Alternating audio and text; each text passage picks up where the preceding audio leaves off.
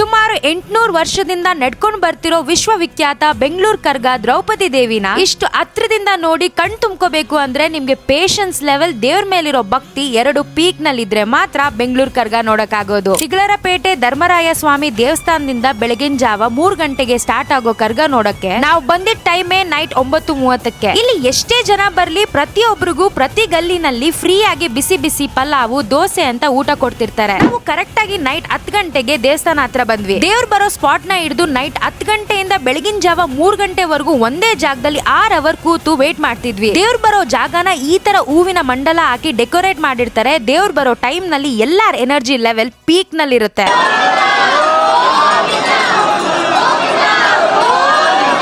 ಅಷ್ಟೊತ್ವರೆಗೂ wait ಮಾಡಿ ದೇವ್ರನ್ನ ನೋಡಿದ್ಮೇಲೆ ಆ ಸ್ಯಾಟಿಸ್ಫ್ಯಾಕ್ಷನ್ ಲೆವೆಲ್ ಬೇರೆ, ಅದನ್ನ ಎಕ್ಸ್ಪ್ಲೇನ್ ಮಾಡಕ್ಕೆ ಆಗಲ್ಲ. ಬೆಂಗಳೂರು ಕರ್ಗ ನೋಡೋಕೆ ಲಕ್ಷಾಂತರ ಜನ ವೇಟ್ ಮಾಡ್ಕೊಂಡು ನಿಂತಿರ್ತಾರೆ. ಸೊ ನೀವು ಆ ಲಕ್ಷಾಂತರ ಜನದಲ್ಲಿ ಒಬ್ರಾಗಿದ್ರೆ ಈ ವಿಡಿಯೋನ ಲೈಕ್ ಮಾಡಿ. ಈ ವರ್ಷ ಯಾರು ಬೆಂಗಳೂರು ಕರ್ಗ ಮಿಸ್ ಮಾಡ್ಕೊಂಡಿರೋರು ನೆಕ್ಸ್ಟ್ ವರ್ಷ ಮಿಸ್ ಮಾಡದೆ ವಿಸಿಟ್ ಮಾಡಿ. ಓಕೆ, ಬಾಯ್.